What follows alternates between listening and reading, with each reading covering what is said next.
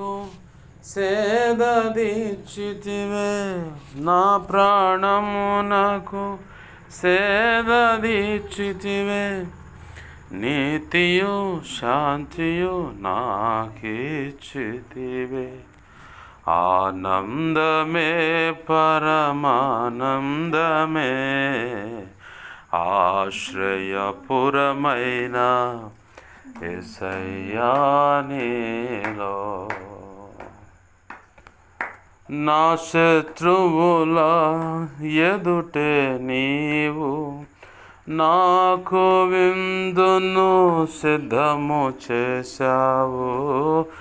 నా శత్రువుల ఎదుటే నీవు నాకు విందును సిద్ధము చేశావు.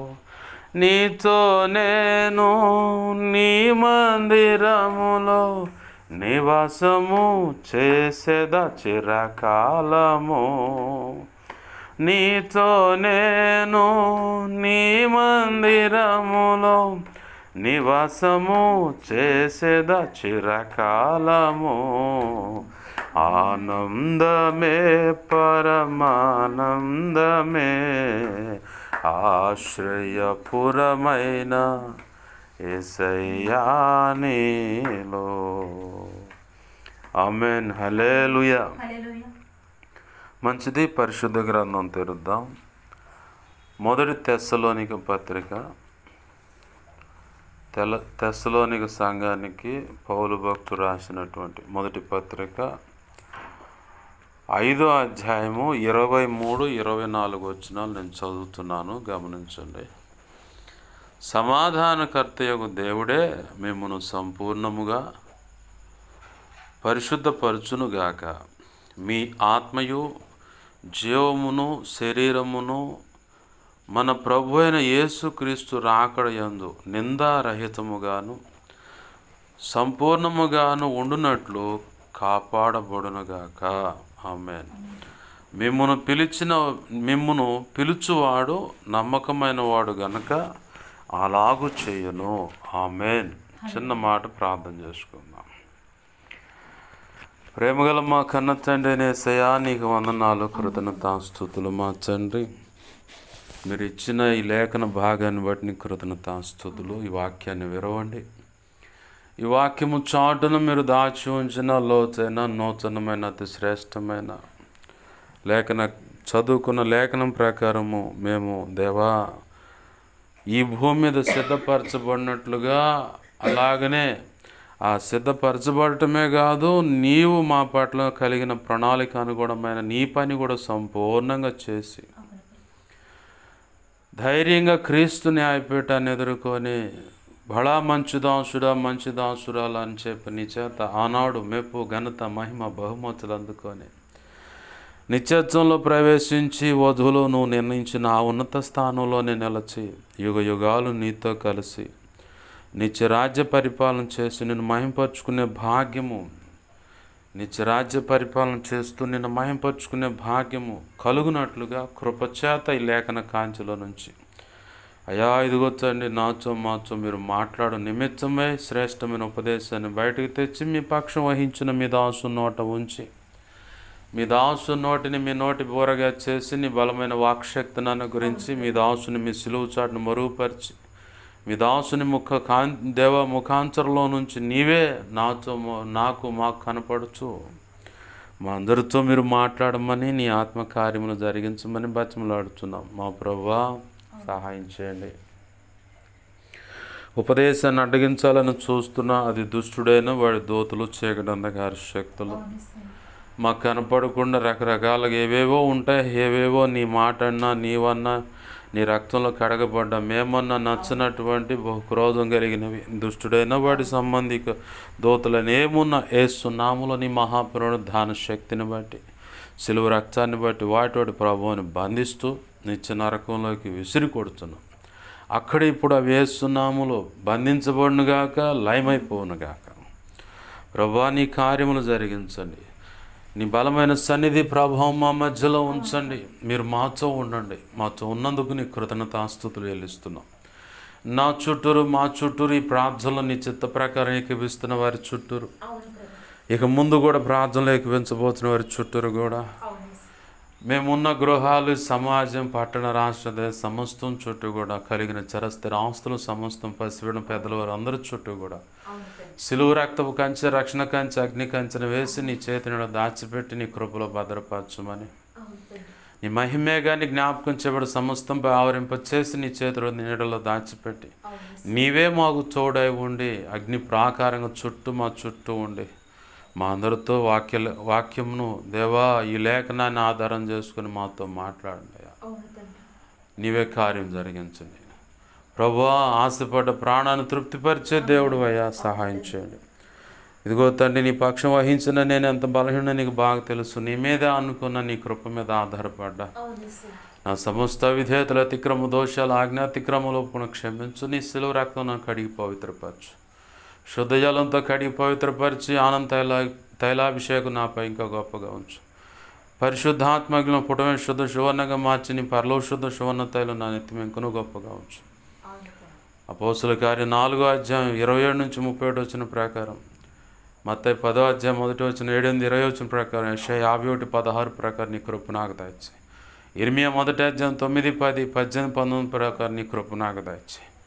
ప్రభువా, నీవే మా మధ్య ఉండి నీ కార్యములు జరిగించమని నీవు ఇచ్చిన లేఖనాన్ని బట్టి కృతజ్ఞతాస్తుతులు చెల్లిస్తూ యేసయ్య నామమున అడిగి వేడుకం ప్రార్థించి సమస్తం పొందుకొని కృతజ్ఞతాస్తుతులు చెల్లించి సార్వత్రిక సంఘంలో నీ చిత్తంలో ఉన్న ప్రతి ఒక్కరితో మాట్లాడమని యేసయ్య నామమున అడిగి వేడుకం ప్రార్థించి సమస్తం పొందుకొని నేను మహింపరచుకుంటున్నావు మా తండ్రి. Amen, amen, amen. మంచిది. సమకూడిన లేదా నా మాటలు వింటున్న ప్రతి ఒక్కరికి ప్రభువైన యేసుక్రీస్తు వారి పేరిట నా హృదయపూర్వకమైన వందనాలు. అందరికీ వందనాలు. చదువుకున్న లేఖన భాగంలో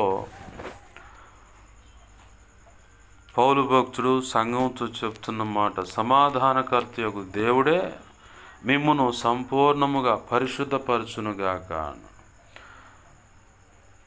అలాగనే మీ ఆత్మయు జీవమును శరీరమును మన ప్రభువైన యేసుక్రీస్తు రాకడ యందు నిందారహితముగాను సంపూర్ణముగాను ఉండునట్లు కాపాడబడునుగాక. మిమ్మును పిలుచువాడు నమ్మకమైన వాడు గనక అలాగు చేయును అన్నాడు. బాగుంది. వాక్యం అయితే చాలా ఆశీర్వాదకరంగా ఉంది. ప్రభు కృపను బట్టి నా మటుకు నేనైతే ఈ లేఖన భాగాన్ని ఎత్తిపట్టి ప్రభు ఆ కృప నాకు ఇవ్వు అని చెప్పని ప్రతిరోజు ప్రార్థన చేస్తాను. నా ఒక్కడి మటుకే కాకుండా ప్రభు ఇచ్చిన ఆయన అనాది సంకల్పం నిర్ణయించిన ప్రతి ఒక్కరి కోసం ఈ కృప ఈ లేఖనం నన్ను బట్టి అందరికీ ఇవ్వు ప్రభు, కుటుంబ సభ్యులకైనా సంఘ బిడ్డలకైనా ఇలా అందరికీ ఇవ్వు ప్రభు అని చెప్పని ప్రార్థన చేస్తా. దాంట్లో ఏముంది భాష గారు, దాని గురించి ప్రత్యేకంగా మనం ప్రార్థన చేసుకోవటానికంటే అక్కడ మొదటి వచనంలో చదువుకున్న మొదటి వచనంలో మొదటి మాట ఏముందంటే మిమ్మును సంపూర్ణముగా పరిశుద్ధపరచునుగాక అన్నాడు. అంటే మన పరిశుద్ధతను పాడు చేసేవి ఇంకేయో ఉన్నాయి. లేకపోతే సంపూర్ణముగా పరిశుద్ధపరచునుగాక అని ఎందుకు అంటాడు భక్తుడు తన ఎదుటున్న సంఘంతో? ఈరోజు పరిశుద్ధాత్మ దేవుడు ఈ లేఖన కాంతిలోంచి మనతో మాట్లాడేది ఏంటంటే మనము పరిశుద్ధత అనేది సంపూర్ణమైన పరిశుద్ధతలోకి రావాలి మనం. అంటే నేను రాలేదా పాష గారు అంటే, రాలేదని ఎవరు చెప్పారు? క్రీస్తు రక్తంలో కడగబడిన తర్వాత నువ్వు పరిశుద్ధపరచబడిన దానివే, పరిశుద్ధపరచబడిన వాడే, నీతిమంతుడుగా తీర్చబడ్డావు. రక్షణ వస్త్రం అనేది నీ మీద ఇవ్వబడింది, నీతి వస్త్రం అనేది నీ మీద కప్పబడింది. అలాగనే మహిమ వస్త్రం అని, ఇట్లా స్తుతి వస్త్రం అని, ఇట్లా వస్త్రాల గురించి ఉన్నాయి. ప్రశస్త వస్త్రం అని, పెండ్లి వస్త్రం అని. అయితే ఇక్కడ పరిశుద్ధాత్మ దేవుడు ఈరోజు మన ఎదుట సంధిస్తున్న మాటల్లో ఒక భాగం ఏంటంటే సంపూర్ణమైన పరిశుద్ధత. మరి సంపూర్ణమైన పరిశుద్ధత నాకు ఉందా అంటే వాస్తవికంగా ఉంది, అదే వాస్తవికంగా లేదు. ఇదేంది ట్విస్ట్ లాగా ఉందంటే అవును. క్రీస్తు రక్తంలో కడగబడిన దాన్ని బట్టి నీవు పరిశుద్ధుడవు, పరిశుద్ధురాలువే. కానీ ఆ రక్తంలో కడగబడిన ఆనాటి నుంచి ఈనాటి వరకు మన జీవితాల్లో ఎన్నో రకాల దేవునికి నచ్చని పొరపాటు పనులు బట్టి ఏదో ఒకటి పొడచూపే ఉంటుంది. దైవ చిత్తానికి వ్యతిరేకమైన ఏ చర్య అయినా మొదటిగా అది అపవిత్రంగా కనపడుతుంది. మనకి ఇంకా పర్టికులర్గా ఇంకా క్లియర్గా అర్థం కావాలంటే యెహోషువ నాయకత్వంలో ఇజ్రాయేలీలు అనే సంఘం నడిపించబడుతుంది. సంఘం అంటే సమూహం అని లెక్క అర్థం. ఆ సంఘం నడిపించబడుతూ ఉంది. నడిపించబడుతుంటే ఒక ప్రాంతానికి రాగానే ప్రభు అన్నాడు, ఈ ప్రాంతం అంతా శపించబడింది, ఆ ప్రాంతంలో ఉన్నవి అన్నీ శపించబడ్డాయి. పశువులైనా, మనుషులైనా, బంగారపు వస్తువులైనా, ఏదైనా శపించబడినాయి. అయితే వాటన్నిటినీ ఎవరు ఆశించొద్దు కావాలని. వాటిని మొత్తాన్ని తగలబెట్టేసేయండి, బూడిదగా చేసేయండి. పశువులని ఏమైనా సరే మొత్తాన్ని బూడిద చేసేయండి, తగలబెట్టేయండి అంటే, సరే ప్రభు అని యెహోషువ ప్రభు ఇచ్చిన మాటని అట్లా పట్టుకొని ఇజ్రాయేలు సంఘం మొత్తానికి చెప్పాడు. విన్నారు, బాగానే ఉంది. పోయారు, తల దిక్కుకు వెళ్ళి ఎగబడి ఆ సమాజం మొత్తాన్ని పాడు చేస్తూ ఉన్నారు. వాళ్ళలో ఒకడికి మాత్రం దుర్బుద్ధి పుట్టింది.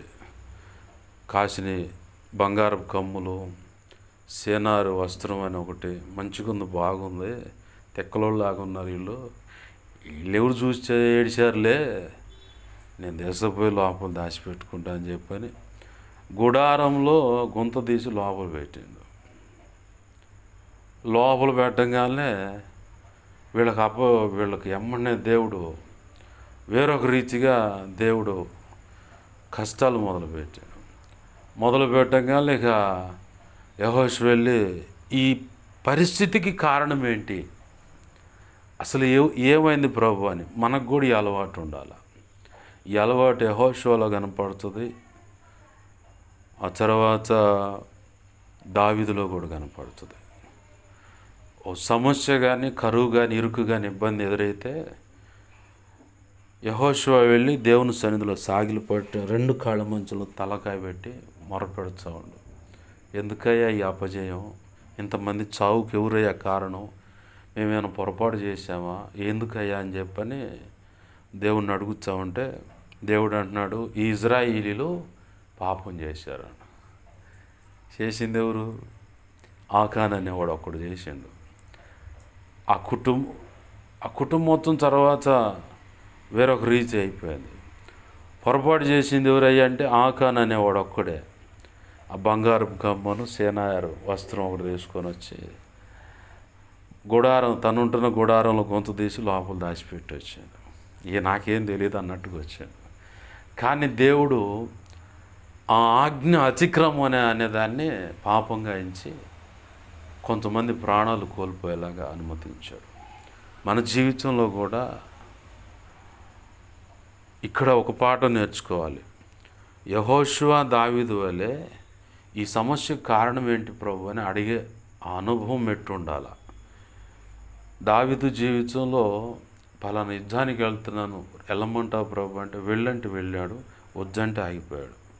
తర్వాత కరువు వస్తే ఈ కరువు కారణం ఎవరు ప్రభు అంటే అప్పుడు కూడా అడుగుతాడు దేవుని సన్నిధిలోకి వెళ్ళి, ఎవరు ప్రభు కరువు కారణం అంటే సౌలు నా ప్రవక్తలను చంపించాడు, కొంతమంది చంపించాడు.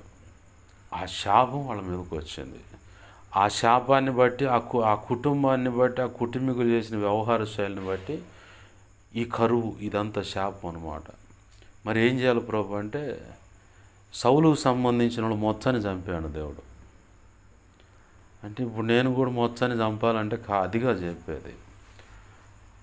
దైవ చిత్తానికి వ్యతిరేకమైనది, దేవునికి నచ్చని దాన్ని సమాధి చేసేయాలి. ఈ అనుభవం మనకు ఖచ్చితంగా ఇదొక అనుభవం ఎట్టు. ఆ పై స్టెప్ ఏంటంటే మనం ఏడ దాచిపెట్టినా పొరపాటు అనేది ఏడ దాచిపెట్టినా కనపడుతుంది పర్టికులర్గా. అయితే ఈ ఆకాన్ అనేవాడు తిరుగుబాటు చేయటం వల్ల, దేవుడు చెప్పిన పనికి వ్యతిరేకంగా అడుగులు వేయటం వల్ల కొంత ప్రాణ నష్టం జరిగేలాగా దేవుడు అనుమతించాడు. అప్పుడు అంతుపట్టింది. ప్రాణ నష్టం అనే దానికి విలువైనది అని అర్థం. ఇప్పుడు మనం చెప్పుకోవటానికి ప్రాణం అంటే చాలా విలువైంది కదా. భూములైనా బంగారైనా డబ్బుని ఎంతైనా దారిపోస్తారు, ఖర్చు పెట్టైనా సరే ఒక ప్రాణాన్ని నిలబెట్టుకోవాలని ప్రయత్నం చేస్తారు. ఈ ప్రాణం అనేది చాలా విలువైంది.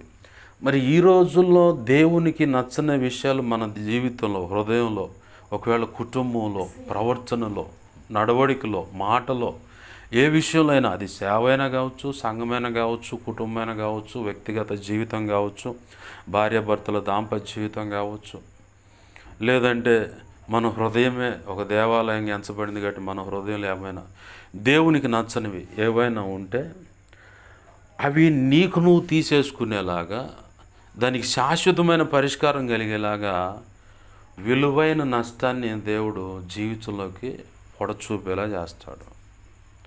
ఆ విలువైన నష్టం జరిగినప్పుడు మాత్రమే ఇకెన్నడూ ఆ పొరపాటు నేను చేయనయ్యని తీర్మానానికి రాగలుగుతాం. ఆకాన్ అనేవాడికి విలువైన నష్టం ఏంటంటే అతనితో పాటు అతని కుటుంబ సభ్యులందరూ రాళ్లతో కొట్టబడి చంపబడ్డారు. అంత గొప్ప కీడు కలిగితేనే ఈ మిగతా ఉన్న సర్వ సమాజం అంతా సరిచేయబడింది. ఈరోజు మన జీవితాల్లో కొన్ని విషయాల్లో దేవునికి నచ్చనే పెట్టుకొని మనం ఎన్నెన్నో కొన్ని, అంటే మనం ఉన్నామని కాదు కానీ ఈ ప్రభు చిత్తం అయితే ఇది యూట్యూబ్లోకి వెళుతుంది కాబట్టి ఎవరున్నారో దీనికి సంబంధించిన వాళ్ళు, ఒకవేళ నన్ను నేను తొంగి చూసుకుని ఒకవేళ నేను అలా ఉన్నా కానీ నన్ను నేను సరి చేసుకోవాలి. దేవునికి మహిమ కలుగును గాక. హల్లెలూయా.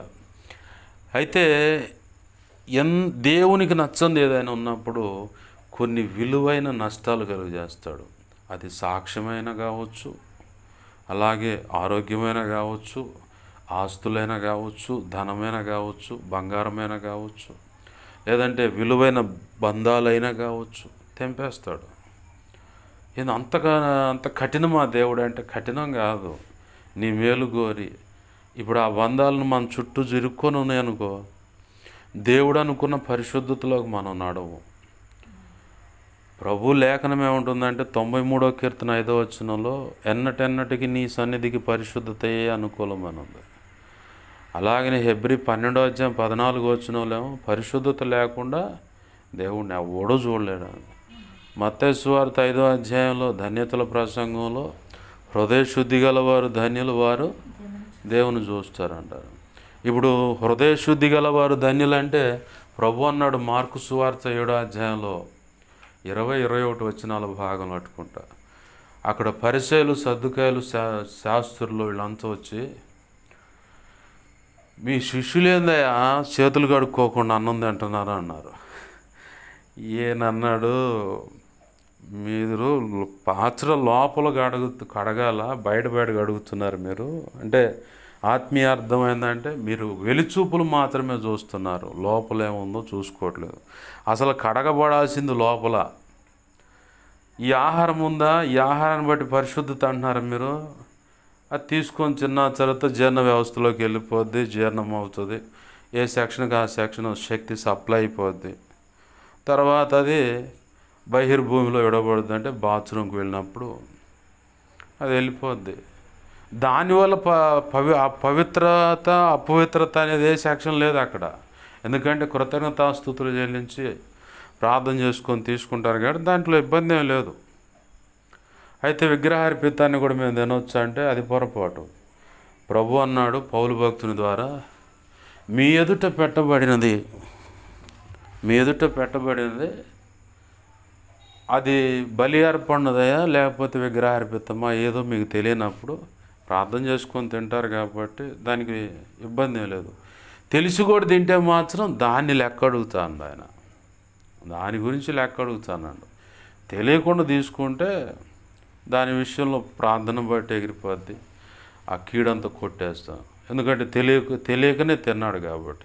తెలిసి కూడా నేను ప్రార్థన చేసుకుంటే ఆజ్ఞాతిక్రమమైన పాపంలోకి వెళ్ళిపోతాడు, దాన్ని బట్టి శిక్ష వస్తుంది.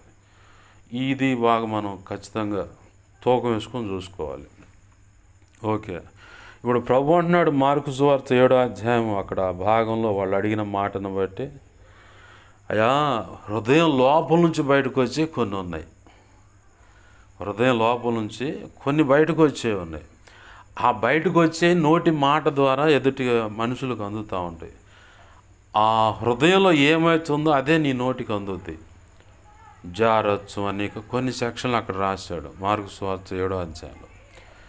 ఇలా చూసుకుంటే జకరేది గలతీ పత్రిక 5వ అధ్యాయం 19, 20, 21 వచనాలు చూస్తే శరీర కార్యములు ఏమనగానే ఉంది అక్కడ ఒకటి.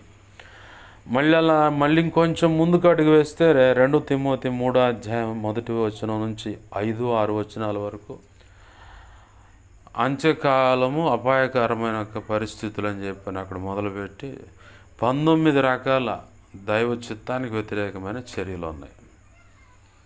అలాగే రోమపత్రిక 1వ అధ్యాయము అది 22వ వచనం 26వ వచనం కాంచి లెక్కేసి 31వ వచనం కాడ దాకా చూస్తే అక్కడ కూడా దైవ చిత్తానికి వ్యతిరేకమైన చర్యలు కనబడతాయి.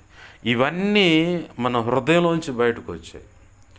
వీటి వల్ల మనిషి అపవిత్రపరచబడతాడు. ప్రభు ఏం కోరుకుంటున్నాడు? పరిశుద్ధతను కోరుతున్నాడు. ఈ పరిశుద్ధత ఎక్కడి నుంచి వస్తుందంటే హృదయంలో నుంచే మొదటిగా. హృదయ శుద్ధి అయితే దేవుని చూడగలుగుతాం. దేవుని చూడాలంటే పరిశుద్ధత కావాలి. ఆ పరిశుద్ధత దేవాలయానికి కూడా అనుకూలమైంది. ఇవన్నిటికీ మూలం హృదయం. ఇర్మియా భక్తుడు ఏమంటున్నాడు? హృదయం అన్నిటికంటే ఘోరమైనది, ఘోరమైన మోసకరమైనది, ఘోరమైన వ్యాధి గలది. దాన్ని పరీక్షించి పట్టుకోగలిగిన వాడు ఎవడు?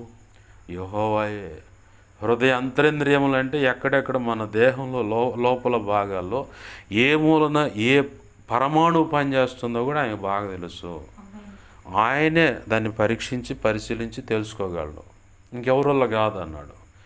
ఇప్పుడు దేవునికైనా అపవాదికైనా కేంద్ర బింబం ఏంటంటే, కేంద్రంగా ఉన్నది ఏంటంటే మన హృదయమే. ఈ హృదయంలోకి మనం అవకాశం ఇస్తే సైతాన్ కూడా వచ్చి కూర్చుంటాడు. వీడు వద్దయ్యా అనుకుంటే దేవునికి అవకాశం ఇస్తే దేవుడు కూడా వచ్చి కూర్చుంటాడు. క్రీస్తు రక్తంలో కడగబడి కూడా పరిశుద్ధమైన శరీరక్తాలు తీసుకుంటూ కూడా కొన్ని తెలిసి పొరపాటును బట్టి కావచ్చు, ఇతరుల వల్ల జరిగిన పొరపాట్లు కావచ్చు, కొన్నేమో దురాత్మల ప్రేరణ బట్టి. ఎందుకంటే ప్రార్థన తగ్గిపోతే, వాక్యం తగ్గిపోతే ఖచ్చితంగా ఇక అవి వచ్చి కూర్చుంటాయి లైన్లో. వీటన్నిటికీ కేంద్రమైనటువంటి హెడ్ సైతాన్ గాడు. వాడొచ్చి కూడా మనల్ని భ్రమపరిచి అచ్చం దేవుడు మాట్లాడినట్టే మాట్లాడి మన పక్కకు తప్పిస్తాడు. పక్కకు తప్పించటమే కాదు, దేవునికి నచ్చని పనుల్లోకి తీసుకువెళ్ళిపోయి అవి అచ్చంగా దేవుడే చెప్పాడు చేస్తున్నాను అనిపించేలాగా మనల్ని భ్రమపరుస్తాడు. భ్రమపరిచి వాటి ద్వారా జరిగినటువంటి పొరపాట్లను బట్టి కూడా మనము పాపం అనే విషయంలోకి అడుగు వేస్తాం. అంటే అపవాదికి చోటిస్తాం మన హృదయంలో. అయితే ప్రభు అంటున్నాడు సంపూర్ణమైన పరిశుద్ధత కావాలి. సంపూర్ణమైన పరిశుద్ధత కావాలంటే మనం చదువుకున్న మూలవాక్యంలో పైన ఒక మాట ఉంది చూడండి. ఆ మాట ఏంటంటే, ప్రతి విధమైన కీడుకును దూరంగా ఉండండి. ప్రతి విధమైన కీడుకు అంటే కీడుకు మూలం ఎవరు? దుష్టుడే. వాడికి ఎన్నో వాడి స్టైల్లో ఎన్నో వాడు అనుకుంటాడు, నాకు ఇన్ని మంచి శుభగుణాలు ఉంటే నన్ను అట్ట ఇట్ట అని ఆడిపోసుకుంటారా అంటాడు వాడు. ఏమున్నాయి వాడి దగ్గర మంచి లక్షణాలు? ఒక్కటన్నా మంచి లక్షణం ఉందా? అన్నీ పాడు చేయటమే తప్ప బాగు చేసేవారం లేదు వాడికి. ఇది నిజమా అంటాడు, అనుమానం పెట్టి పోతాడు పక్కకి. దేవుడే డైరెక్ట్గా మాట్లాడే, అమ్మా అయ్యా నేను ఇలా చేయాలనుకుంటున్నా అంటే పొరపాటును కూడా నమ్మునేడు. అల్ప విశ్వాసం కూడా దేవుని కోప్పరిచేటువంటి ఒక భాగం. దేవునికి నచ్చనటువంటి పని. అల్ప విశ్వాసంతో ఉంటే యేసయ్య అమరంలో ఉన్నాడు, మునిగిపోయేది ఆడే. నా ప్రభు నశించుట నీకు ఇష్టం? ఏంది అలా మౌనంగా ఉన్నామంటే లేచాడు, ముందు ఏళ్ళనే గద్దించండి ఆయన.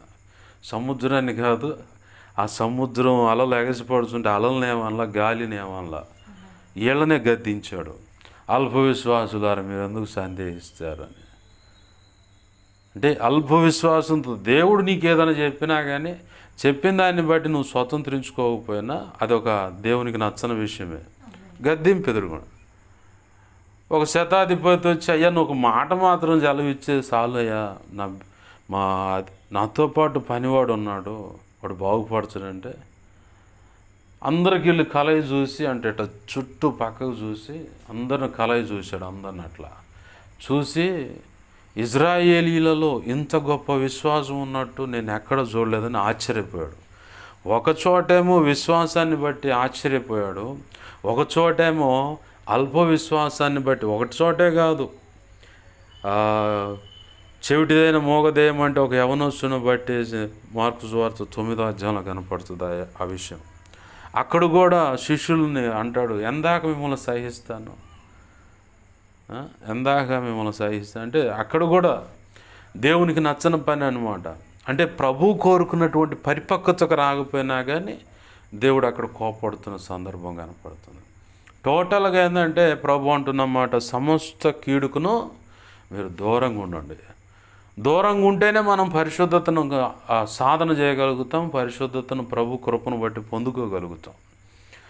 దేవుడు గనక నీకు పరిశుద్ధతనిచ్చాడా, ఇంకా పరిశుద్ధతను పాడు చేయడానికి సైతాను ఎన్నో రకాలుగా ప్రయత్నం చేసినా ప్రభువే తోడుండి ఎప్పటికప్పుడు నేను కాపాడుకుంటూ ఉంటాడు. ఆమేన్, హల్లెలూయా.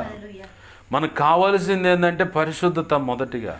ఎందుకంటే ఈ పరిశుద్ధత లేకనే మన పితరులు మూల దంపతులైన ఆదాము అవ్వలో ఆజ్ఞ అతిక్రమం అనే పాపంలో అడుగుపెట్టి, ఇక ఆ తర్వాత మొదటిగా పుట్టినవాడు అంటే వాళ్ళ కడుపును పుట్టిన ఇద్దరు బిడ్డలు ప్రారంభించిన పని ఏంటి, తమ్ముడి మీద అన్న కోపం.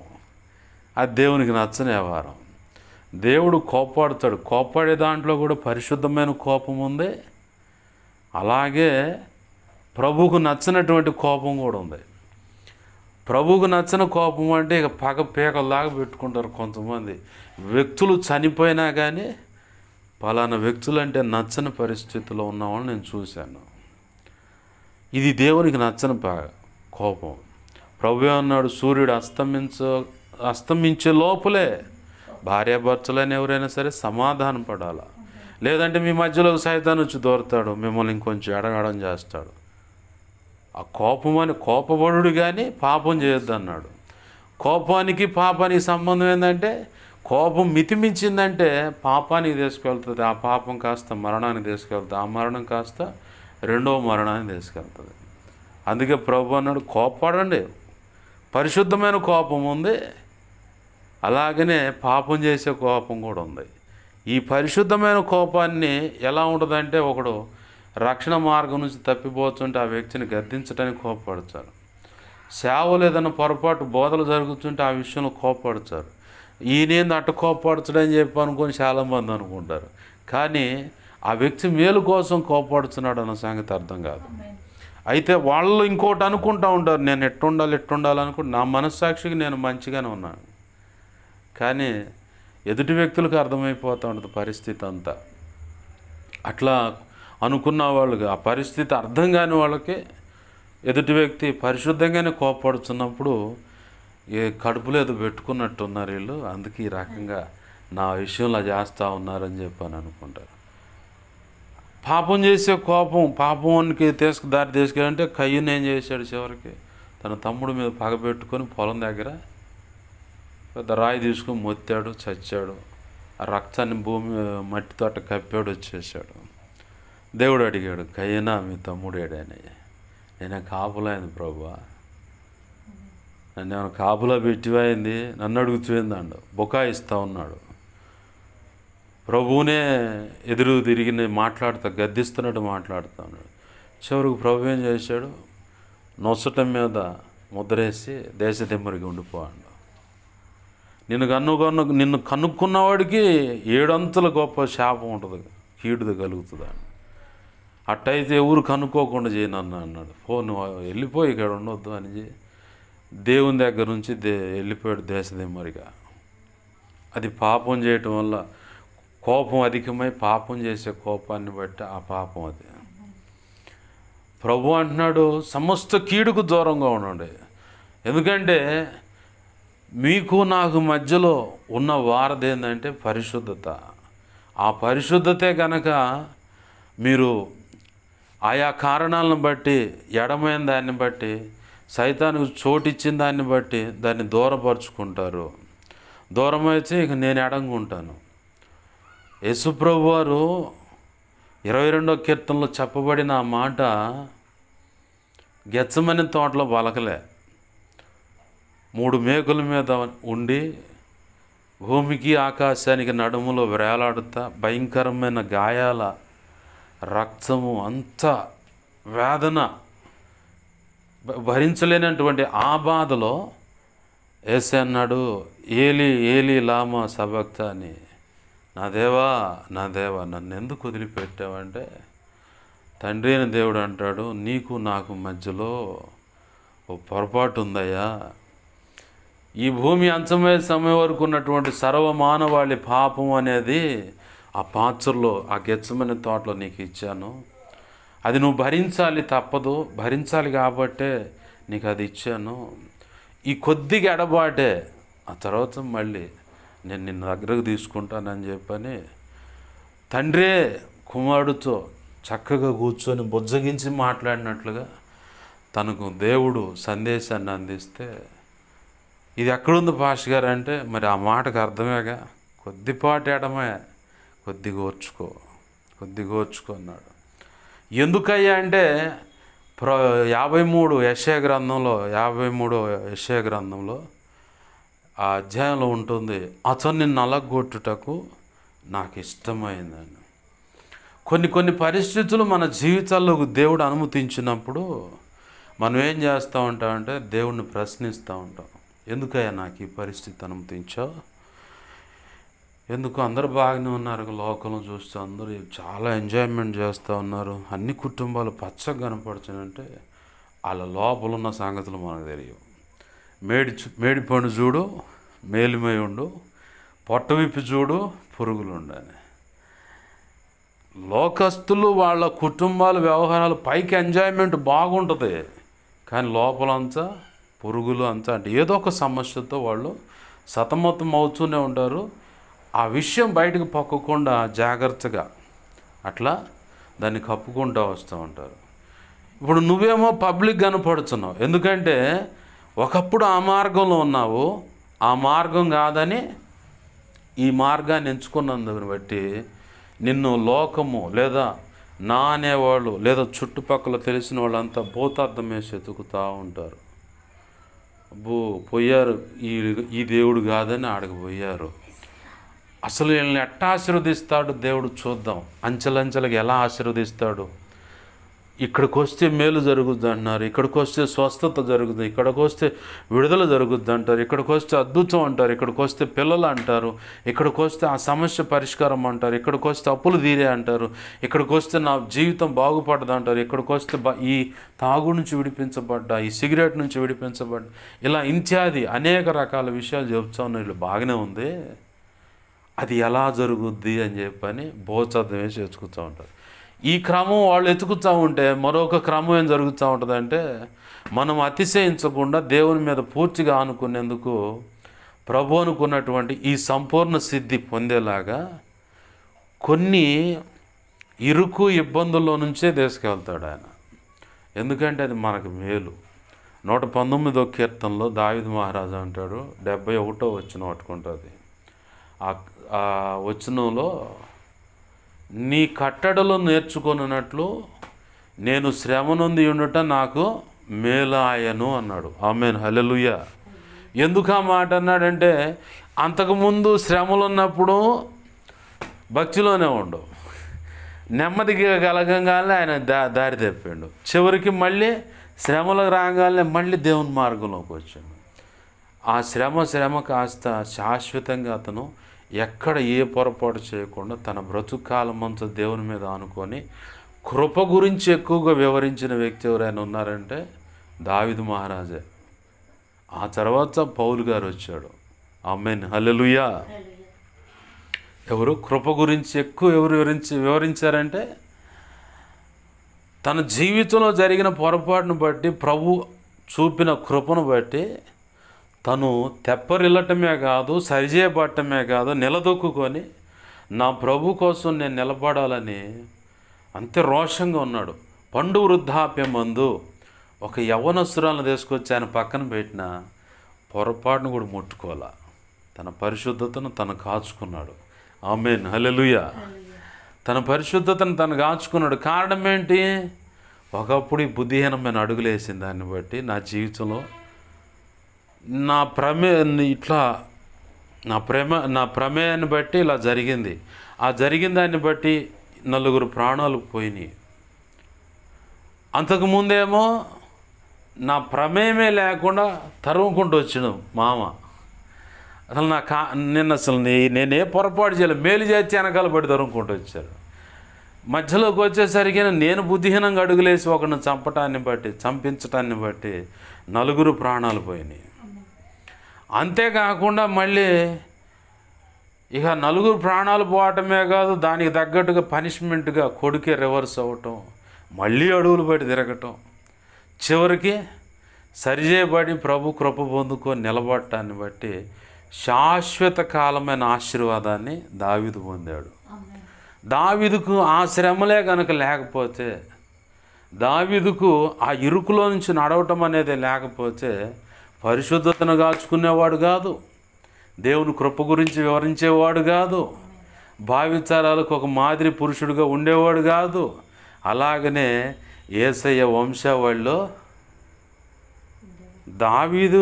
దావీదు కుమారుడు యేసుక్రీస్తు వంశావళి అన్నారు, కానీ అబ్రహాం కుమారుడు దావీదు కుమారుడు యేసుక్రీస్తు వంశావళి అన్నారు. కానీ ఇంకా యోధా గోత్రంలో పుట్టిన యేసు ప్రభు వల్ల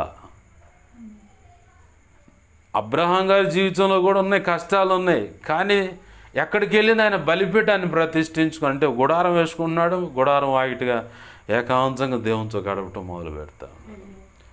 దావీదు కూడా ఎక్కడికి పోయినా కానీ ఏ పని చేయాలన్నా కానీ ప్రార్థన చేసుకుంటూ ఉన్నాడు, ఆయన ఆరాధిస్తూ ఉన్నాడు, ఆయన చెప్పినట్టు అడుగులేస్తూ ఉన్నాడు. ఇక్కడ వాళ్ళ జీవితాల్లో ఎదురైన ప్రతి సమస్యను బట్టి దేవుని ప్రశ్నించిన సందర్భాలు ఉన్నాయి, నిలదీసిన సందర్భాలు ఉన్నాయి, అలాగనే సణిగిన సందర్భాలు లేవు. ఎందుకయ్యా ఈ రకంగా చేస్తున్నావు, ఎందుకు మాకు ఇదేంది, మాకు ఈ గతి ఏంది అని చెప్పని సణగల ఆయన. ఈ 2 భక్తులు దేవుని మీద సణుగుడు అనేదని లేకుండా దేవుని పాదాలు పట్టుకొని ఆ శ్రమల్లో కూడా ఆయన ఆరాధించటం అనేది నేర్చుకున్నారు. దాన్ని బట్టి సంపూర్ణ సిద్ధి పొందగలిగారు, చరిత్రలో నిలబడ్డారు వాళ్ళు. ఈరోజు మనతో దేవుడు మాట్లాడుతున్న మాట ఏంటంటే, ఒకవేళ నీ జీవితంలో ఎదురైన అది తట్టుకోలేని బాధ అయినా కావచ్చు, ఓర్చుకోలేనటువంటి లోతైన గాయం కావచ్చు, అసలు నాకు జీవితమే లేదయ్యా, నాకు జీవితమే లేదు, అంతా అయిపోయింది, నేను ఒక ఏమీ లేని ఓటి కొండలాగున్నాను, ఎవరు ఉపయోగపెట్టుకోలేని ఓటి కొండగా అట్లు పడి ఉన్నాను, ఈ పరిస్థితుల్లో నన్ను నేను తొంగి చూసుకుంటే చచ్చిపోతేనే మేలు అనిపిస్తుంది అనుకోవచ్చు. కానీ నా ప్రభు అనే మాట ఏంటంటే, ఆ పరిస్థితి నీ జీవితంలో ఉంటేనే ఆయన మీద సంపూర్ణంగా ఆనుకోగలుగుతావు. ఆ పరిస్థితి నేను తట్టుకోలేకపోతున్నానంటే లేఖనం అంటుంది, మనం తట్టుకోగలిగేంత మట్టికే ఆయన మనల్ని పరీక్షలోకి తీసుకెళ్తాడు, శ్రమలైన అనుమతిస్తాడు. నీకు మితిమించి శ్రమ వచ్చిందనుకో, నువ్వు ఉండవు, పారిపోవచ్చని ఆయనకు కూడా తెలుసు. మితిమించి మన జీవితంలో శ్రమ వచ్చిందంటే మనం దొరకం. లోకంలో అంటారు చూడండి, పిట్టలు కూడా వేటగానికి పిట్ట దొరకనట్టు పారిపోతారు అన్నట్టుగా అట్లా పారిపోతాం మనం. కానీ ఎందుకయ్యా నాకు ఈ శ్రమలు, నాకెందుకయ్యా ఈ రోగం, నాకెందుకయ్యా ఈ అప్పుల బాధలు, నాకెందుకయ్యా ఈ రకంగా నిందలు, నాకెందుకయ్యా ఈ అవమానాలు, నాకెందుకయ్యా ఈ వ్యతిరేకతలు, నేను అంతా బాగానే ఉన్నానుగా, నాకెందుకయ్యా అని ప్రశ్నిస్తే దేవుడు అంటాడు, అది నీ మేలు కోసమే అంటాడు. ఆమేన్, హల్లెలూయా. ఏం మేలయ్యా అంటే ప్రభు అంటాడు, యెషయా గ్రంథం 53 అధ్యాయం చదువుకో, అతనిని నేను నలగొట్టుట నాకు ఇష్టమైంది. కారణం అనేకులకు ఆశీర్వాదకరంగా ఉండటానికి. ఆమేన్, హల్లెలూయా. యేసయ్య నలగొట్టింది ఎందుకు? చూస్తా ఎంత ఏ కన్ను తండ్రి అయినా అసలు అతను కటు మూర్ఖుడు అనుకున్నా కానీ కడుపును పుట్టిన బిడ్డను ఎవరినైనా శ్రమపరుస్తారా, వేదన పరుస్తారా, చంపటానికి తీసుకెళ్తారా? కానీ ఆయన ఇష్టపడ్డాడు, నీకోసం నా కోసం ఆయన ఇష్టపడి ఆ శ్రమలకు తీసుకెళ్ళటానికి. ఆ తండ్రి అయిన దేవుడు ఇష్టపడటమే కాదు, ఆ తండ్రి అయిన దేవుని యొక్క మనసులో ఉన్న సంగతి కుమారుడైన దేవుడు గ్రహించి నేను వెళ్తానయ్యా, నేను వెళ్తానన్నాడు. హెబ్రీ పత్రిక 12వ అధ్యాయం సాక్ష్యం ఇస్తుంది ఏంటంటే, ఆయన శ్రమల వలన ఆయన జీవితంలోకి, అంటే యేసు ప్రభువు ఈ భూమి మీద ఒక మనిషిగా బ్రతికాడు కాబట్టి ఆయన జీవితంలోకి తండ్రి అయిన దేవుడు అనుమతించినటువంటి ఆ శ్రమలలో విధేయత నేర్చుకున్నాడంట. యేసు ప్రభు వారి ఎదుట మనం ఈరోజు బ్రతుకుతూ ఉన్నాం. ఆయన దయను బట్టి, ఆయన పెట్టిన భిక్షను బట్టి, ఆయన రక్తం మన మీద ఉండటాన్ని బట్టే తండ్రి అయిన దేవుని ఒక కోపం మన మీద పడకుండా సమాధానపరచబడిన వాళ్ళం మనం. ఈ ఆదివారం నుంచి ఆదివారం వరకు, లేదా ప్రభు వాళ్ళు తీసుకున్న మొదలు ఇప్పుడు ప్రభు వాళ్ళు తీసుకోబోయే వరకు కూడా మన జీవితంలో ఎన్నో రకాలుగా తలంపులు, ఊహలు, ఆలోచనలు బట్టి కానీ, కంటి చూపు ద్వారా కానీ, నోటి మాట ద్వారా కానీ, పెదాలను బట్టి కానీ, చేతలను బట్టి, వ్రేళ్లను బట్టి, శరీర ఆశలను బట్టి, నడతలను బట్టి, అలాగే హృదయంలో మనసులో పుట్టిన అభిప్రాయాలను బట్టి, కూర్చున్నప్పుడైనా, పడుకున్నప్పుడైనా, నడిచేటప్పుడైనా, ప్రయాణంలో, పనికాడైనా, చదువుకునే కాడైనా, జాబ్ చేసే కాడైనా, లేదు పరిచర్లో అయినా సరే, సంఘంలో ఉన్నప్పుడైనా ఎన్నో పొరపాట్లు మన జీవితంలో జరిగే ఉండొచ్చు, జరుగుతూ ఉంటాయి తెలియకుండా. అన్ఎక్స్పెక్టెడ్గా జరుగుతాయి. కొన్ని చూడకూడని దృశ్యాలు చూసేస్తాం మనం. కానీ చూడటంతో ఒక రకం అయితే దాని విషయంలో మన హృదయంలో ఏదన్నా స్పందన కలిగిందంటే, అదేదో కావాలి అనుకున్న స్పందన కలిగితే అప్పుడు అది దేవునికి నచ్చని రీతిగా కౌంట్ చేయబడుతూ ఉంటుంది. ఇప్పుడు యేసయ్య అన్నాడు, పురుషుడు వేరొక స్త్రీ వేరొక పురుషుడు ఇలా కలిస్తేనే పాపం అన్నాడు ధర్మశాస్త్రం. అయితే యేసయ్య అన్నాడు ఆ మాటకి, ధర్మశాస్త్రంలో అట్లా రాయబడింది కదా, అట్లా చూస్తూ మోహపు చూపుతో ఆ వ్యక్తికి వెళ్ళి చూసినప్పుడు ఆ క్షణమంది ఆమెను శారీరకంగా, లేదా అతనితో లేదా ఆమెతో శారీరకంగా మీరు కలిసినట్టే అన్నాడు. అంటే అది ఇంకా కఠినమైన క్రమశిక్షణ అన్నమాట, ఇంకా కఠినమైన క్రమశిక్షణ. ఇప్పుడు ప్రభు పరిచయం చేసినటువంటి సందర్భాల్లో ఏదో ఒక పొరపాటు ఉంటుంది. అయితే పరిశుద్ధమైన ఆ శరీరం రక్తం సమీపించేటప్పుడు మనము అవన్నీ ఒప్పుకుంటాం కాబట్టి కొట్టివేయబడతాయి. ఆ కొట్టివేయబడే సెక్షనే కనుక లేకపోతే మనం ఇంకా ఘోర పాపులం అవుతాం. యేసు ప్రభు వారు పెట్టిన భిక్ష ఈ బ్రతుకు మనకి. కానీ ఆయన శ్రమలలో విధేయత నేర్చుకున్నాడు. మన జీవితాలు ఎదురవుతున్న ప్రభు ఒకవేళ ఇది అవసరం అనుకున్నది మన జీవితంలోకి అనుమతించినప్పుడు మనం మాత్రం ఎందుకు ప్రభు ఇలా అని అడుగుతున్నాం. యేసయ్య అడగల, సరెండర్ అయిపోయాడు. సరెండర్ అయిపోయి దేనికయ్యా అంటే విధేయత కోసం. అక్కడ హెబ్రీ పత్రిక 12వ అధ్యాయంలో ఇంకో మాట రాసి ఉంటుంది ఏంటంటే, ఇది కొద్ది కాలం శ్రమలే. ఎందుకంటే వాళ్ళ ముందు అంటే యేసు ప్రభు వారి ముందు ఉంచబడిన ఆ ఉన్నతమైన ఆ స్థానం కోసం ఈ శ్రమలను నిర్లక్ష్యపరిచాడట. ఇప్పుడు లేఖన కాంతిలో ప్రభు మనతో మాట్లాడుతున్నది ఏంటంటే, సమస్త దుష్టత్వానికి మీరు ఎడంగా ఉండండి. ఎందుకంటే ప్రభువే మిమ్మల్ని సంపూర్ణంగా పరిశుద్ధంగా చేస్తాడు. అలాగని మీ ఆత్మయు శరీరమును, ఇంకేముంది అక్కడ, సమాధానకర్తయగు దేవుడే మిమ్మల్ని సంపూర్ణంగా పరిశుద్ధపరచునుగాక, ఆత్మయు జీవమును శరీరమును మన ప్రభు అయిన యేసుక్రీస్తు రాకడ యందు. ఇక్కడ జీవం అంటే ఇంకో మాటకి వెళ్తున్నాం మళ్ళీ. 1 తిమోతి పత్రిక 4వ అధ్యాయం 7-8 వచనాల్లో, అపవిత్రమైన ముసలమ్మ ముచ్చట్లను విసర్జించి దైవభక్తి సాధనలో నీకు నువ్వే సాధకం చేయి. సాధకం చేయటం వల్ల వచ్చేదంటే ఇప్పటి జీవమందును రాబో జీవమందును నీకు మేలు కలగటానికని. అంటే ఇక్కడ నీ వంచుగా నువ్వు ప్రయత్నం చేయాలి. ప్రయత్నం చేసినప్పుడు కరెక్ట్గా నా ప్రభు నిన్ను నిలబెడతాడు. కొంతమంది అంటారు, అయ్యా ఈ బలహీనత నుంచి నేను విడిపించబడలేకపోతానంటే నీలో ఒక ఆసక్తి ఉండాలిగా.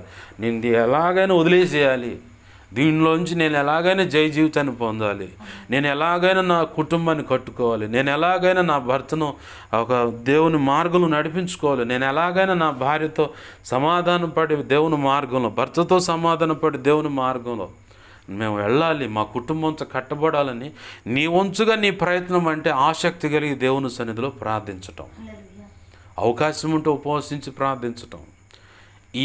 నీ వంచుగా నీ ప్రయత్నం ఉంటే మిగతా అని దేవుడు చేస్తాడు.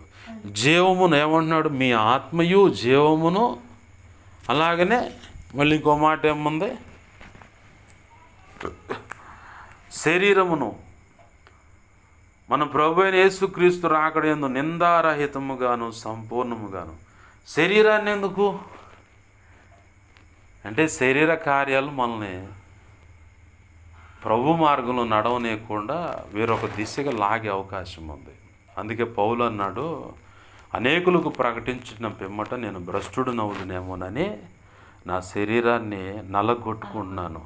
ఎలాగంటే జాగరణ ప్రార్థనలో, తరచూ ఉపవాస ప్రార్థన ద్వారా నా శరీరం నా మీద అధికారం చేసి ప్రభువుకు నన్ను దూరం చేసేలాగా శరీర కార్యాల కోసం ఆ కోరికలు తీర్చుకోవడానికి నన్ను రేపుతుంది. ఇది పాడైన శరీరం, పనికిమాలింది, ఇది ఎప్పటికప్పుడు డామినేట్ చేయటానికి ప్రయత్నం చేస్తుంది. అప్పుడు దీన్ని ఉపవాసాలతో ఎండగట్టి జాగరణ ప్రార్థన వల్ల నిద్రను మానుకొని ఆయన సన్నిధిలో కనిపెట్టినప్పుడు ఈ శరీరాన్ని ఆయనకు లోబర్చి శరీరేచ్ఛలను చంపేసుకొని ఆయన కోరుకున్న రీతిగా నిందారహితంగా నా వంచు ప్రయత్నం అన్నమాట. ఇక్కడ కూడా మళ్ళీ కనపడుతుంది. నా వంచు ప్రయత్నం ఇలా చేశాను పౌలు చెప్తా ఉన్నాడు. మన వంచు కూడా మన శరీరం మన మీద కోరికలతో రెచ్చగొట్టకుండా ఉపవాస ప్రార్థనలతో మనం నలగొట్టుకుంటూ జాగరణ ప్రార్థన చేస్తూ. చాలామందికి డౌటు, నా విషయమే చాలామందికి డౌటు, మా ఇంట్లో కూడా డౌటే. ఎందుకంటే ఇప్పుడు 13-14 సంవత్సరాలు వస్తేనే మగపిల్లైనా ఆడపిల్లైనా గోడలు దూకుతున్నారు. మన బంధం అనుబంధం అన్నట్టుగా ఇక నేను నిన్ను ప్రేమిస్తున్నది దాన్ని ప్రేమ ముసుగులో శరీర కోరికలు నెరవేర్చుకుంటున్న జాబితా చాలామందిని చూస్తాను. వివాహానికి దూరంగా ఉంటా దేవుని భక్తిలో సాధన చేస్తే ఎలా నిలబడగలుగుతున్నాడు? ఇంకెక్కడో ఏదో చేస్తున్నట్టున్నాడు. ఇలాంటి అనుమానాలు ఉంటాయి. నేను ఎవరితో ఏడిచింది లేదు, ఎందుకంటే దేవుడే దానికి సాక్షి. ఎందుకంటే నా ఆశ, నా కోరిక ఏంటంటే నా ప్రభు నిర్ణయించిన నాకు ఇస్తానన్నది ఆ శాశ్వతమైన ఆశీర్వాదం నేను పొందుకోవాలి.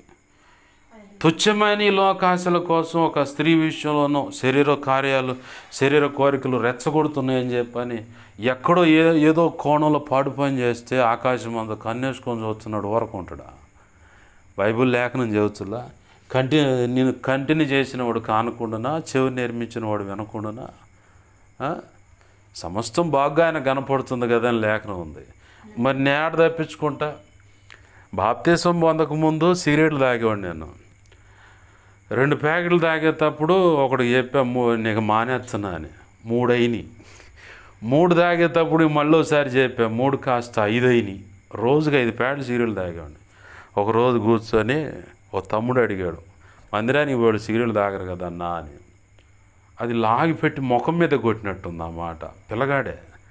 అవును కదా, నాకు ఏ బలహీనత లేదు, తాగుడు లేదు, ఆడపిల్లలు తల్లరి చేయటం కానీ, వాళ్ళతో తిరగటం కానీ, శారీరకంగా ఏడన్నా కలిసి రావటం ఈ సెక్షన్లు ఏమీ లేవు. ఉందాల్లో నిద్ర కాయటానికి సిగరెట్ అలవాటు అయింది డ్రైవర్ని కాబట్టి నేను. ఇంక ఇదేగా నాకు ఉంది బలహీనత అని చెప్పని రాత్రి 10 ప్యాకెట్ సిగరెట్లు తీసుకొని పోయా. ఇదే లాస్ట్ అని వెళ్ళిపోయాను. ఈ 2 గంటల్లో 12 గంటలు టచ్ అయ్యే లోపలే 11:30, 12 లోపల ఈ ప్యాకెట్ సిగరెట్లు తాగా.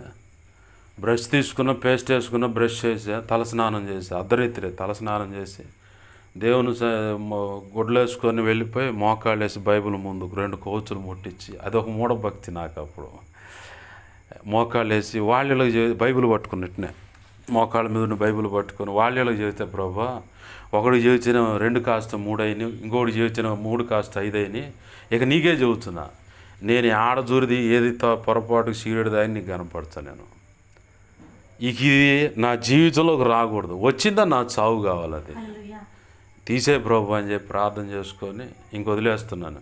10 రోజులు కష్టపడ్డా మానుకోవటానికి. ఒక్క పొడి తిన్నా. ఆ కైని మానుకునేవాడు, గుట్కా మానుకునేవాడు కూడా ఒక్క పొడి తింటాడు. ఈ దరిద్రం ఏందో మళ్ళీ ఇదొక అలవాటు అని చెప్పి వదిలేసా. ఆ తర్వాత బిస్కెట్లు తిన్నా. అది మానుకుందని చెప్పి ఈ ఖర్చు పెట్టుకున్నాను ఏందని చెప్పి అట్ట చేసి 10 రోజుల్లో నన్ను నేను ప్రభు కృపను బట్టి కంట్రోల్లో తెచ్చుకున్నాను. ఈ 10 రోజులు టీ తాగంగానే సిగరెట్ తాగు అని పక్కన ఒకటి చెబుతున్నట్టుండేది. కానీ నా ప్రభు దాని మీద జయ జీవితాన్ని ఇచ్చాడు. మరి దాని విషయంలోనే అంత తీర్మానం ఉంటే మరి పరిశుద్ధత విషయంలో ఇంకెంత తీర్మానం.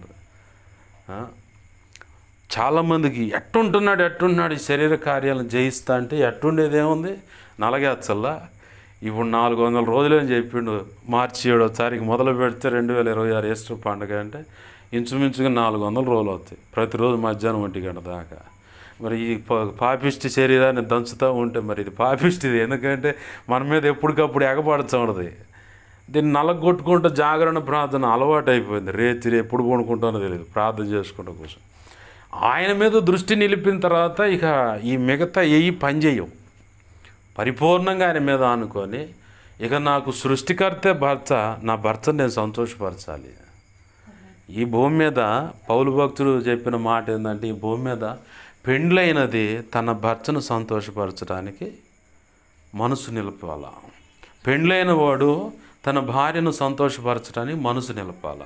అసలు పెండ్లి లేదా సృష్టికర్త నీకు భర్త కాబట్టి ఆయన సంతోషపరచడానికి నీ మనసు నిలపాల. ఈ మొత్తం కరెక్టే అండి ఆయన ఏంది. కాబట్టి నేను ఆయన సంతోషపరచడానికి ఎవరిని మా ఆయన ఉండవు యేసయ్య, ఆయన సంతోషపరచడానికి భక్తి సాధనలో ఉన్నాను. రేపటి దినాన ప్రభు చిత్తంలో ఎవరో తన చిత్తంలో ప్రభు నిర్ణయించిన వ్యక్తి నా పక్కన వచ్చినప్పుడు లేఖనం ప్రకారము ఆమెను సంతోషపరుస్తూనే మళ్ళీ పూర్తిగా ఆమె మీద కాకుండా దేవుని మీద మనసు నిలిపి దేవుడు నిర్ణయించిన ఆశీర్వాదం కోసం ఇద్దరం కలిసి దేవుని పనులు పోరాడుతూ ఉంటాం, ప్రయాసపడతాం. దాంట్లో ఇప్పుడు ఎలా నిలబడుతున్నావు అంటే ఒకటే కారణం, అనుదినం శరీరాన్ని నల్లగొట్టుకుంటాం. పౌలు భక్తుడే మాదిరి, మనందరికీ మాదిరి. నేను తీసుకున్నాను. ఈరోజు ప్రభు కృప నన్ను నిలబెడుతూ ఉంది, ఎక్కడ కూడా దారి తప్పకుండా. ఎందుకు ఈ మాట దేవుడు కోట్ చేస్తున్నాడంటే, ఆత్మయు అలాగనే జీవము అలాగే శరీరం కూడా నిందారహితంగా ఉండాలంట. ఆత్మ కూడా అపవిత్రపరచబడద్దంటే మరి దారి తప్పినట్టు దాడికి పోద్ది. పోయి సైతాన్ని గడితో స్నేహం చేస్తే ఇక దారి తప్పినట్టే. అది కూడా దారి తప్పకుండా దేవుడు కాపాడుతా సంపూర్ణ సిద్ధిలోకి, సంపూర్ణంగా నిందారహితం నింద అనేది లేకుండా పరిపూర్ణంగా దేవుడు కోరుకున్నట్లుగా మనకు దేవుడు కృపనిస్తాడని చెప్పని. ఎవరు చేస్తారంటే మిమ్మల్ని పిలిచిన వాడు నమ్మకమైన వాడు కనుక అలాగ చేస్తాడు. మనం చేయాల్సిన పని ఏంటంటే సమస్త కీడుకు, సమస్త ప్రతి విధమైన కీడుకును దూరంగా ఉంటే చాలు. దేవుడు కోరుకున్న రీతిగా అడుగులు వేస్తే చాలు. నా ప్రభువు తను అనుకున్నటువంటి ఉన్నతమైన ఆశీర్వాదము ఖచ్చితంగా మనకిస్తాడు. ప్రభు ఈరోజు మాట్లాడుతున్న మాట అది. ఆత్మైన, జీవమైన, శరీరమైన ఆయన రాకడప్పుడు మనకు ఆ రాకడలో నిందారహితముగా ఉన్నట్లు, సంపూర్ణముగాను ఉండునట్లు, నిందారహితముగాను సంపూర్ణముగాను ఉండునట్లు కాపాడబడునుగాక అన్నాడు. అంటే ఎక్కడో చోట దాడి జరుగుతానికి ఉంది, అవకాశం ఉంది మనం పాడు చేయడానికి అవకాశం ఉంది. కాబట్టి ఆయనే ప్రొటెక్షన్ ఇస్తాను అన్నాడు. మనల్ని ఆయనే ప్రొటెక్షన్ చేస్తానంటున్నాడు, ఆయనే కాపాడుతాను. అయితే మన వంతుగా మనము ఆసక్తి కలిగి దాని విషయంలో ప్రభు పాదాలు పట్టుకోవాలి. ఎత్తబడేటప్పుడు అంటే పౌలు భక్తుడు కూడా అన్నాడు, ఈ లోకంలో ఉన్న సమస్తాన్ని నేను పెంటగా ఎంచుకొని పునరుద్ధానంలో నేను పాలిభాగస్తుని కావాలని. ఆ పునరుద్ధానంలో నేను ఎత్తబడకపోతే ఇంత భక్తి చేసి నేను వ్యర్థమే కదా. దానికోసం కూడా నా వంతుగా నేను ఏవైనా కొన్ని నష్టపరుచుకోవాలనుకుంటే వాటన్నిటిని నష్టపరుచుకుంటున్నాను, వాటిని పెంటగా అసహించుకుంటాను, నాకు అవసరం లేదు. అశుద్ధం దానికి ఇష్టం కానీ మనకిష్టం లేదు. అట్లనే అది ఎంత అసహించుకుంటామో, మన దేహంలోంచి వెళ్ళిపోయిందే కానీ దాన్ని అసహించుకుంటాం. మనం ఎంత అసహించుకుంటామో ఆ పునరుద్ధాన దినం ముందు నేను ఎత్తబడటానికి ఏమైనా ఆస్తి అయినా ఇంకేదైనా అడ్డం అనుకుంటే వాటిని నష్టపరుచుకున్నాను, అసహించుకున్నాను. ఎందుకంటే నాకు అక్కడ స్థానం కావాలి. యేసుప్రభు వారు కూడా ఈ భూమి మీద ఉన్నప్పుడు ఎన్నో శ్రమలు, నిందలు, అవమానాలు, వేదనలు అనుమతింపబడిన దాన్ని బట్టి అనుభవించినా ఆయన దృష్టిలో పెట్టుకుంది ఏంటంటే, ఏ స్థానాన్ని అయితే నేను విడిచిపెట్టి ఈ భూమి మీదకి వచ్చానో అదే స్థానం నాకు మళ్ళీ దక్కుతుంది. ఆమేన్, హల్లెలూయా. మనల్ని కూడా ఏ స్థానం మన మూల పితరులైన ఆదాము అవ్వల నుంచి కోల్పోయామో, ఆజ్ఞాతిక్రమాన్ని బట్టి కోల్పోయారు వాళ్ళు, వాళ్ళ ద్వారా సంక్రమించినటువంటి ఆజ్ఞ అతిక్రమం అనే పాప నియమం మనలో ఉంది. క్రీస్తు రక్తాన్ని బట్టి కడగబడేది, కొట్టివేయబడి పరిశుద్ధమైన శరీరం రక్తం తీసుకోవడం ద్వారా సంపూర్ణ సిద్ధి. అంటే ప్రభు ప్రారంభం ఆదికాండంలో చెప్పిన మాట, మన పోలికగా మన స్వరూపమందు నరుని నిర్మించేదము రండి అని వచ్చి నరుణ్ణి నిర్మించాడు. ఆ స్థాయి మళ్ళీ మనకి ఇవ్వటానికి, ఆ స్థాయి కాదు దానికి మించిన స్థాయి ఏంటంటే, యేసయ్యతో తండ్రి అయిన దేవుని యొక్క సింహాసనం యేసయ్యకి ఇవ్వబడింది. ఆ యేసయ్య సింహాసనం మనకు కూడా ఇవ్వబడింది. ఆయనతో కలిసి మనము మమేకమై, అంటే భార్యాభర్తలు ఎలా అయితే ఏక శరీరం అవుతారో పెండ్లాడిన తర్వాత, అట్లా మనం కూడా ఆయనతో ఏకమైపోయి యుగ యుగాలు నిత్యరాజ్య పరిపాలన చేసేటువంటి ఆ గొప్ప ధన్యత మనకి ఇవ్వటానికే ఈ భూమి మీద కొన్ని విషయాల్లో మనం తర్ఫీదు ఇవ్వటానికి కొన్ని ఇరుకులు, ఇబ్బందులు, అవమానాలు, నిందలు, శ్రమలు, వేదనలు, అనారోగ్య కారణమైన ఇవి ఇంకొకళ్ళకి ఆశీర్వాదకరంగా ఉండేలాగని, అట్లానే ఈ భూమి మీద శ్రేష్టమైన విషయాలు తర్ఫీదు పొందుకొని యుగ యుగాలు అక్కడ రాజ్య పరిపాలన కాదు, దానికంటే ముందు ఈ లోకానికి, లోకస్తులకు, అలాగే దేవుని మీద తిరగబడ్డ దేవదూతలు కొన్ని చీకటి బిలంలో పట్టి అట్లా పెట్టాడు.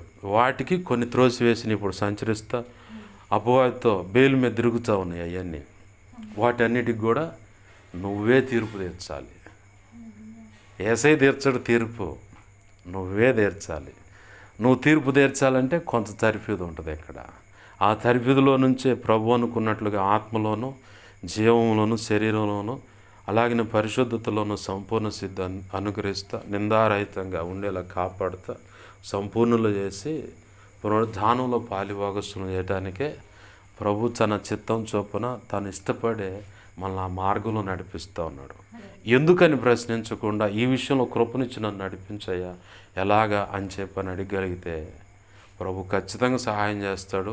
ఆయన అనుకున్నటువంటి శ్రేష్టమైన ఆశీర్వాదం ఇచ్చి ఎత్తబడి ఆ గుంపులో ఉంచి వధువులో ఉన్నత స్థానం ఇచ్చి యుగ యుగాలు నిత్యరాజ్య పరిపాలన చేయించటమే కాదు, లోకానికి, లోకస్తులకు, ఆ బంధించబడిన దేవదూతలకే కాదు, సైతాను వాడితో పాటు జతకెట్టిన మధ్యాకాశానికి త్రోసివేయబడి బేలు మీద తిరుగుతున్నాయి కొన్ని దెయ్యాలు, సైతాన్ గారి దూతలు, వాటన్నిటికి కూడా తీర్పు తీర్చే అవకాశం ప్రభు ఇస్తాడు.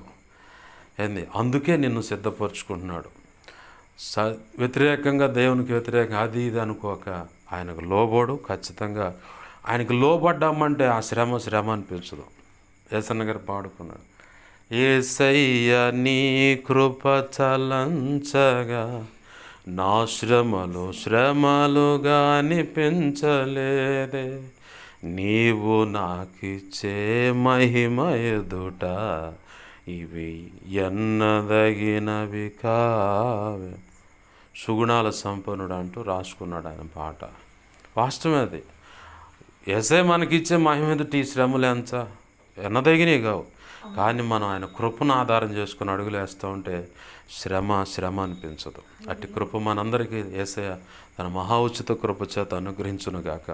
రండి ప్రార్థన చేసుకుందాం. దేవుని పాదాలు పట్టుకొని, ప్రభా నా జీవితంలో ఇదిగో తండ్రి అనుమతించబడిన పరిస్థితులను బట్టి ఒకవేళ నేను ప్రశ్నించానేమో అయ్యా ఒప్పుకుంటున్నాను, క్షమించు ప్రభా. ఇదిగో ఈరోజు ఈ వర్తమానం ద్వారా నాతో మాట్లాడుతున్నావు అయ్యా. అదిగో మాతో మాట్లాడుతున్నావు ప్రభా.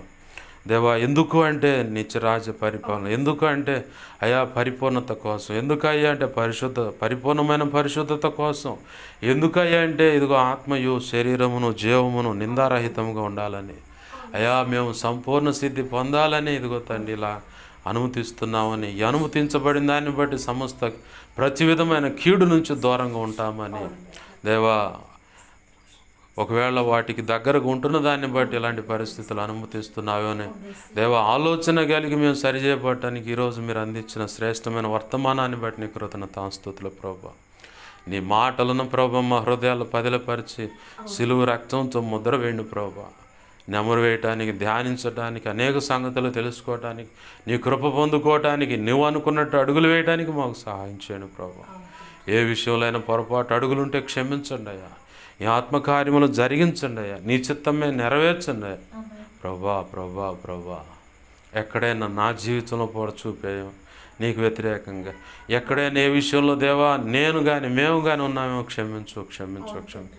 సణుగుతూ గొణుగుతూ ప్రశ్నిస్తూ ఎందుకని అడుగుతున్నామేమో మమ్మల్ని మేము తొంగి చూసి సరి చేసుకోకుండా అయ్యా అయ్యా అయ్యా క్షమించు ప్రభా. ప్రశ్నించి ఒకవేళ నేను గాయపరిచుంటే క్షమించు అయ్యా. మా సంగతులు మేము తొంగి చూసుకోకుండా అయ్యా నిన్ను ప్రశ్నించుంటే క్షమించయ్యా. అయ్యా శరీర కార్యాలను దేవా ఎలా అణచగలమో ఇదిగొచ్చండి దేవా. పౌలు భక్తుని దేవ సాక్ష్యాన్ని బట్టి మమ్మల్ని సరి చేసినందుకు స్తోత్రాలయ్యా. అయ్యా అయ్యా ఈ జీవం విషయంలో కానీ ఆత్మ విషయంలో కానీ నీవు ఎటువంటి పరిస్థితి కలిగి ఉన్నావు ప్రభు, ఆ విషయాలు నువ్వు తెలియపరుస్తున్నందుకు కృతజ్ఞతాస్తుతులయ్యా. కనికరించండి, అన్ని విషయాలు కృప అనుగ్రహించండి ప్రభు. నా కోసం మా కోసం ప్రార్థించండి అయ్యా. నా రీతిలో గడిగిన ప్రతి ఒక్కరి అవసరత నీ కృపచేత యేసు నామములో తీర్చబడును గాక.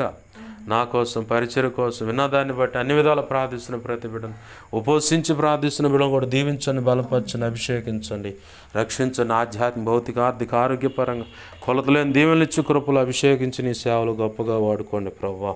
అయా ఇంట్లో కానీ నీ మందిరంలో కానీ మోకరించి కానీ ఉపవసించి కన్నీరు విడిచి కానీ అయా దైవజనుడికి మా సంగతి దైవజనుడి ద్వారా మా సంగతి తెలియపరచని, దైవజనుడికి మా సంగతి తెలియపరిచి ప్రార్థన చేయించాయని కానీ ఇలా అడుగుతున్న ప్రతి ఒక్కరు అవసరత యేసు నామములో తీర్చబడునుగాక. గొప్ప కార్యాలు జరిగించిన తండ్రి నీకు స్తోత్రాలు అయా. మాకు మా మీద ఇంకెవరికైనా కలలో నిద్రలో దర్శన స్వప్నాలు చూపించబడ్డ సమస్త చీకటి శోధనలు ప్రభువాన్ని మహాపునరుద్ధాన శక్తిని బట్టి యేసు నామములో బంధిస్తున్నాం, లయపరుస్తున్నాం. లయపరిచిన కృతజ్ఞతాస్తుతులు మా తండ్రి అయా. కృతజ్ఞతాస్తుతులు అయా. మాకు మా మీద ఇంకెవరికైనా కలలో నిద్రలో దర్శనం స్వప్నాలు చూపించబడ్డ సమస్త మంచి కళ్ళు మంచి దర్శనం మంచి స్వప్న నిద్రలో చూసి సమస్త మంచి యేసు నామములో మహాపునరుద్ధాన శక్తిని బట్టి త్వరపెట్ట జరుగును గాక, నెరవేర్చబడును గాక. త్వరపెట్ట జరగలు చేసి నెరవేర్చినందుకు కృతజ్ఞతాస్తుతులు అయ్యా.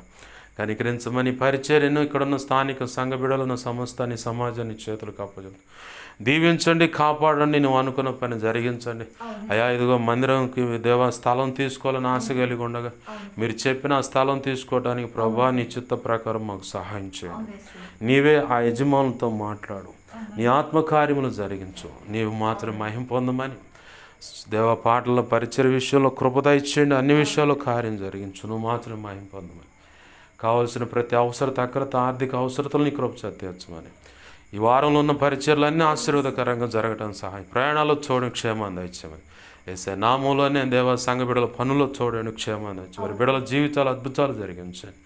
అన్ని విషయాలు కృపను గురించి నువ్వు మాత్రం మహిమ పొందమని ఏసే ఉన్నతనంత శక్తిగల నామును అడిగి వేడుకొని ప్రార్థించి సమస్తం పొందుకొని 2 తిమోతి 1:12 ప్రకారం నీ కృపాస్తులను బిడ్డలు అప్పజెప్పి ఆశీర్వదిస్తున్నాం మా తండ్రి. ఆమేన్. ఇప్పుడు మన తండ్రి అయిన దేవుని ప్రేమయు ఆయన ప్రియకుమారుడైన యేసుక్రీస్తు వారి కృపయు పరిశుద్ధాత్మ దేవుని అన్యోన్య సహాయ సహవాసము సమకూడిన అలాగే సార్వత్రిక సంఘంలో సకల పరిశుద్ధులకి ప్రార్థనలకి ఇస్తున్న ప్రతి ఒక్కరికి సంఘానికి పరిచయాలు సంఘ బిడ్డలు కలిగిన సమస్తానికి నిత్యత్వం చేరుపరిన సదాకాలం చూడండి నడిపించునుగాక. ఆమేన్. యేసు రక్తమునకే ప్రవేశ నామమున సంపూర్ణమైన విజయం కలుగునుగాక. ఆమేన్. అపవాది వాడి దూతలు చీకటి అంధకార శక్తులకు ఎంత ప్రమాదకర మంత్రప్రయోగం అంటే అన్నిటికీ అనంతనాశనం సర్వనాశనం నిత్యనాశనం కలుగునుగాక. ఆమేన్. యేసు రక్తమునకే జయము జయము జయం. ఆమేన్. ప్రభు యొక్క కృప మనందరికీ తోడని నడిపించుగాక. ఆమేన్.